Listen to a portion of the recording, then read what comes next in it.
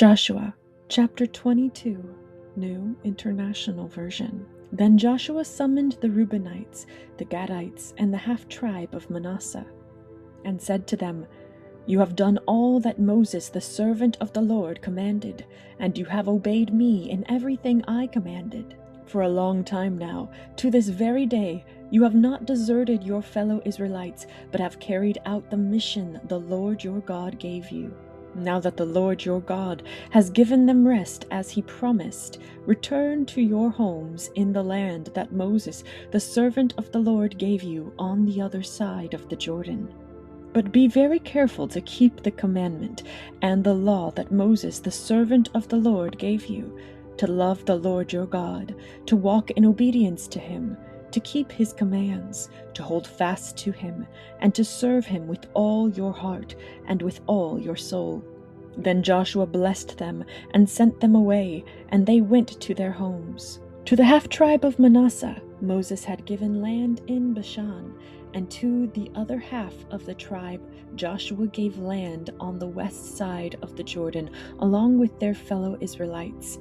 When Joshua sent them home, he blessed them, saying, "Return to your homes with your great wealth, with large herds of livestock, with silver, gold, bronze, and iron, and a great quantity of clothing, and divide the plunder from your enemies with your fellow Israelites." So the Reubenites, the Gadites, and the half-tribe of Manasseh left the Israelites at Shiloh in Canaan to return to Gilead, their own land, which they had acquired in accordance with the command of the Lord through Moses. When they came to Geliloth, near the Jordan in the land of Canaan, the Reubenites, the Gadites, and the half-tribe of Manasseh built an imposing altar there by the Jordan.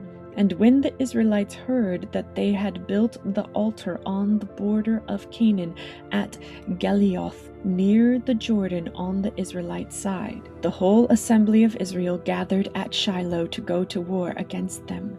So the Israelites sent Phinehas, son of Eleazar the priest, to the land of Gilead, to Reuben, Gad, and the half-tribe of Manasseh.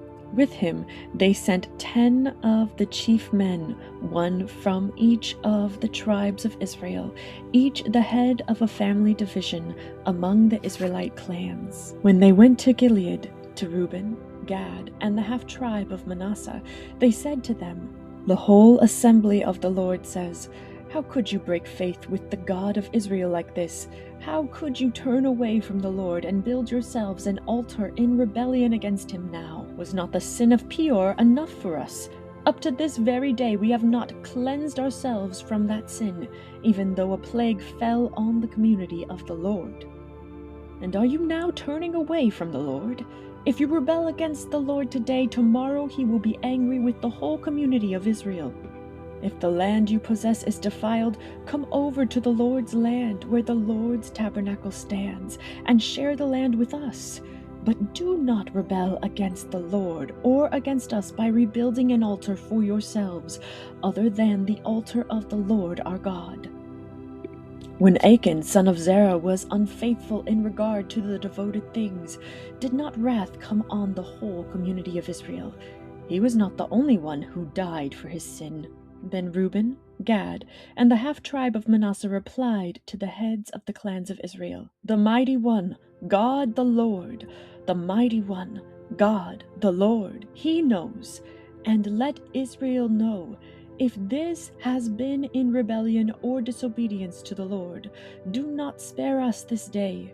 If we have built our own altar to turn away from the Lord and to offer burnt offerings and grain offerings, or to sacrifice fellowship offerings on it, may the Lord himself call us to account. No, we did it for fear that someday your descendants might say to ours, 'What do you have to do with the Lord, the God of Israel?' The Lord has made the Jordan a boundary between us and you, you Reubenites and Gadites. You have no share in the Lord." so your descendants might cause ours to stop fearing the Lord. That is why we said, 'Let us get ready and build an altar, but not for burnt offerings or sacrifices. On the contrary, it is to be a witness between us and you and the generations that follow, that we will worship the Lord at his sanctuary with our burnt offerings, sacrifices, and fellowship offerings. Then in the future your descendants will not be able to say to ours, 'You have no share in the Lord.'" And we said, "If they ever say this to us or to our descendants, we will answer, 'Look at the replica of the Lord's altar, which our ancestors built, not for burnt offerings and sacrifices, but as a witness between us and you. Far be it from us to rebel against the Lord and turn away from him today by building an altar for burnt offerings, grain offerings, and sacrifices, other than the altar of the Lord our God that stands before his tabernacle." When Phinehas the priest and the leaders of the community, the heads of the clans of the Israelites, heard what Reuben, Gad, and Manasseh had to say, they were pleased. And Phinehas, son of Eleazar the priest, said to Reuben, Gad, and Manasseh, "Today we know that the Lord is with us, because you have not been unfaithful to the Lord in this matter. Now you have rescued the Israelites from the Lord's hand." Then Phinehas, son of Eleazar the priest, and the leaders returned to Canaan from their meeting with the Reubenites and Gadites in Gilead and reported to the Israelites. They were glad to hear the report and praised God, and they talked no more about going to war against them to devastate the country where the Reubenites and the Gadites lived. And the Reubenites and the Gadites gave the altar this name, "A witness between us, that the Lord is God."